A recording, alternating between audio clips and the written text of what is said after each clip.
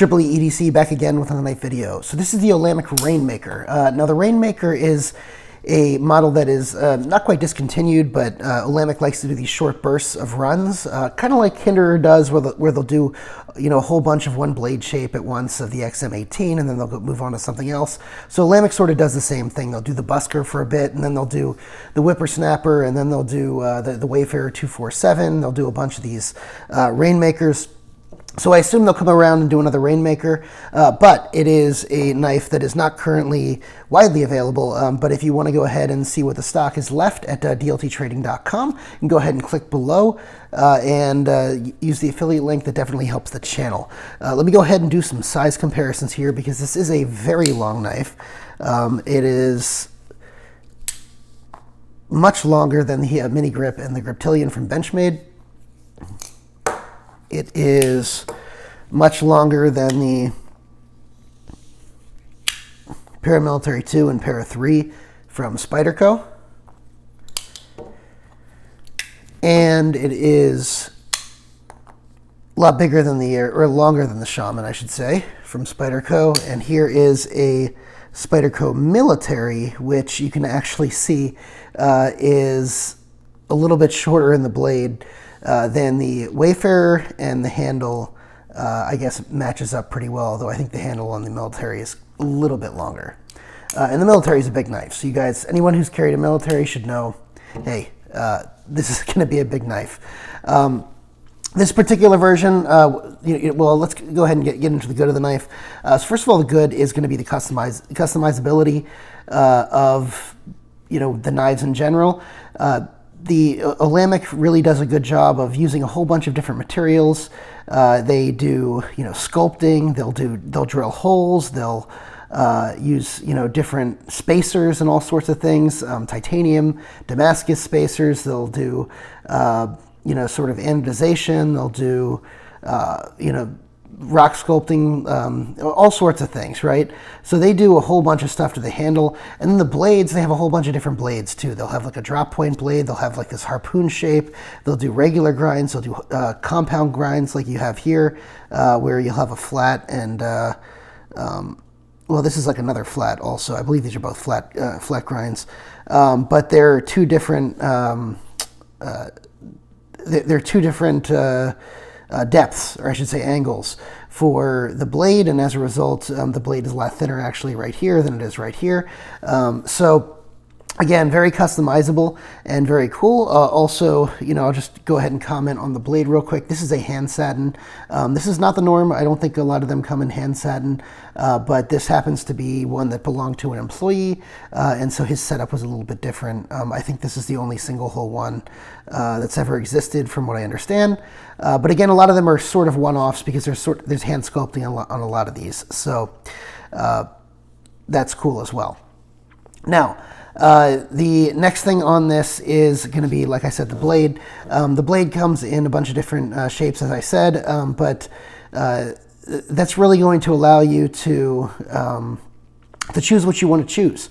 Also, you'll have a nice choil here that allows for really good choke up, especially on the harpoon one. It's really going to allow you to lock in right here.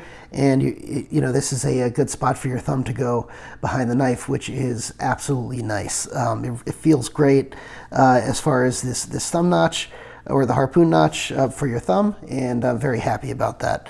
You can also move back and have your general grip here. I have size large gloved hands, by the way, and you can see this still is plenty of handle for the hand, and especially when I do the choke up, there's plenty of handle for that hand. So, there's that. This is on bearings, and it is super smooth. The action on this is one of the nice things about it.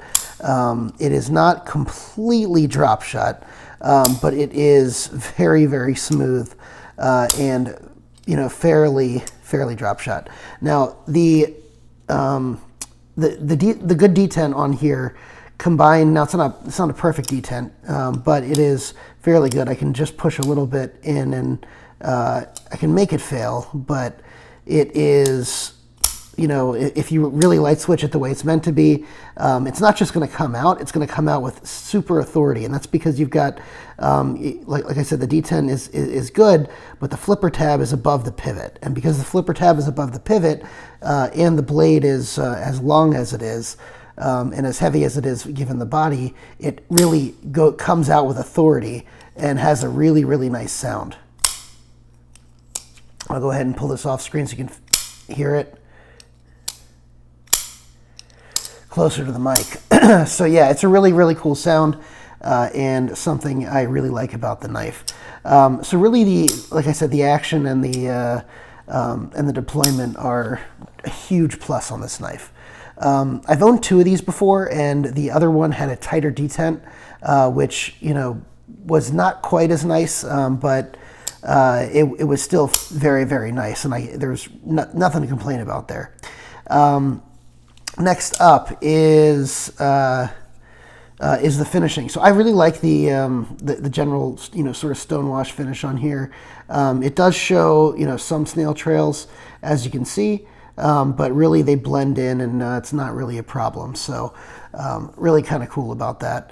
Backspacer is a general backspacer, nothing great, nothing you know, nothing bad, but it's just sort of a general backspacer. Same thing with the clip. You know, clip is sort of a general clip.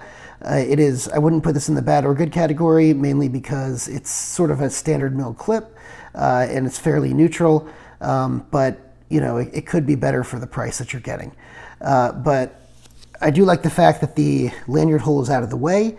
You know, as customizable as these are, I kind of wish it didn't have a lanyard hole, but, you know, to each his own.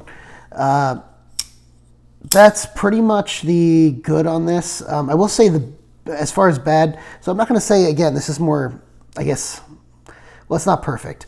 So for ergonomics, I will put this in the bad category. The ergonomics are not terrible, but they're not good. And I would say that a lot of that has to do with the fact that this is so skinny here. And I don't know what it is. I think it might be the fact that this area right here is too thin. But it doesn't feel nearly as good as like a neutral handle on, let's say, the Benchmade 940. Let's see, or, you know, here's a good one. So the Emerson A100, right? The Emerson A100 is about as neutral a handle as you can get for the most part, other than this, you know, this here. And on this one, it actually fills the hand pretty well and doesn't cause much in the way of problems, and it sort of feels like it belongs there. This one is, I don't know what it is. It might be the fact that it's a little thin in this dimension right here, and then also being thin in this dimension, but it just feels a little bit awkward here. And when you pull up into this position, it feels much better, but still a little bit awkward. The thumb feels really nice on the blade right here, but this whole area back here and the way your hand feels still feels a little bit awkward. So don't love that. I would probably have to say out of 10, I'd put the ergonomics at a 5.5. You know, it's not the worst, but it's definitely not great. So, you know, there's that. Next is the price. The price is not terrible, but it's not, the secondary pricing on these is much better than the primary pricing most of the time, primary market pricing. This starts at about $545 and goes up from there because of all the customization options. And, you know, so you can get, at $545, it's not a bad knife, but you should be able to find these for, you know, 400-ish. And, you know, and so just be aware that you should be able to find them in that 400-ish range. This one in particular, you know, it does have a couple of things that will knock it up a little bit in price. One is the hand satin, one is the compound grind. Another is, you know, some milling here. And, you know, that'll probably pop it up in price a little bit.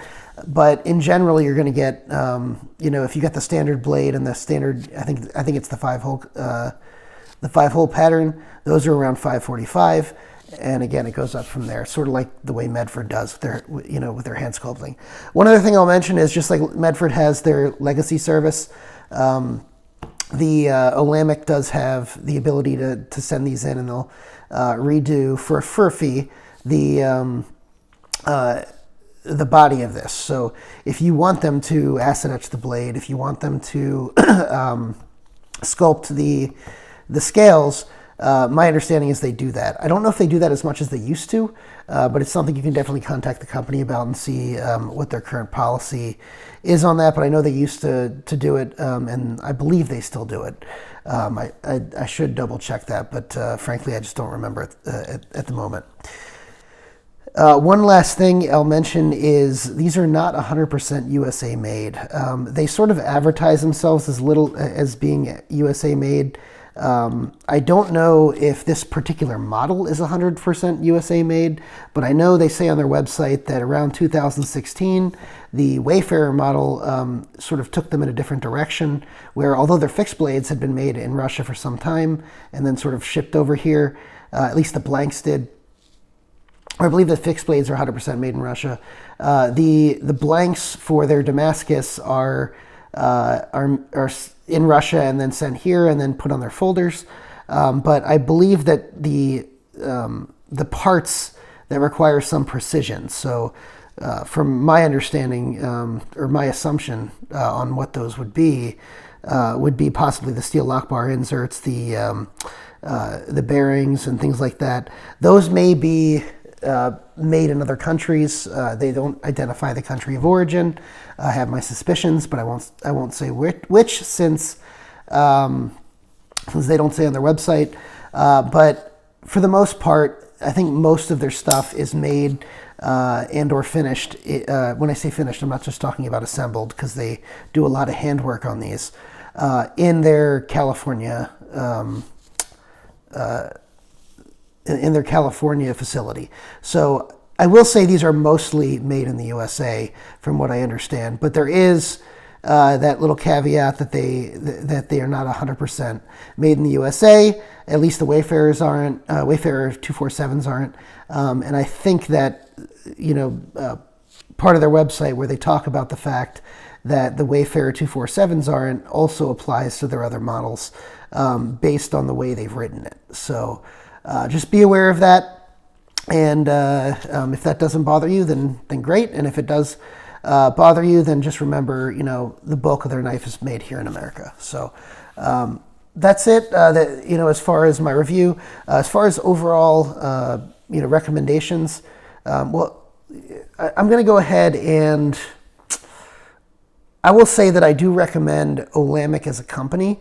I do like a lot of their knives, and I don't necessarily recommend this as like an EDC. If you just want something to fidget with, though, the blade and the haptic feedback you get from how quickly that thing shoots out and the thwack you get from it and everything like that.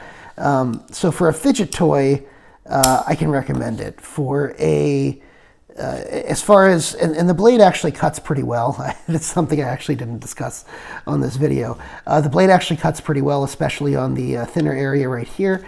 But it is not the best blade I've ever had, and it is, I would say it's middle of the pack as far as blades go, and cutting through materials. And as a result, given the ergonomics issues and things like that, it's not something I would necessarily recommend as your primary knife. If you're looking to spend several $100s, $500-$600 on something like this, and this is going to be your everyday user, I would say no. Go get a Endura, go get a Chris Reeve, go get something that is really, really good American quality, that is going to last forever, and really, really take a beating. You could even get something like a Benchmade Griptilian that is going to, or Spyderco Para too, that's going to last you quite a long time. You can also take a beating. So,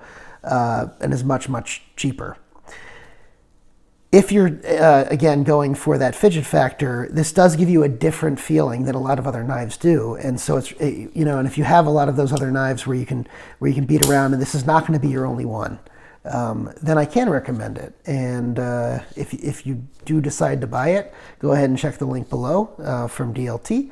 I'd appreciate if you use the link. It definitely helps the channel. But again, thank you guys for watching. If you have any comments, if you had any experience with the Rainmaker, let me know below. I'm always curious to hear your thoughts on things. And until next time, go ahead and hit the subscribe button, hit the notification bell.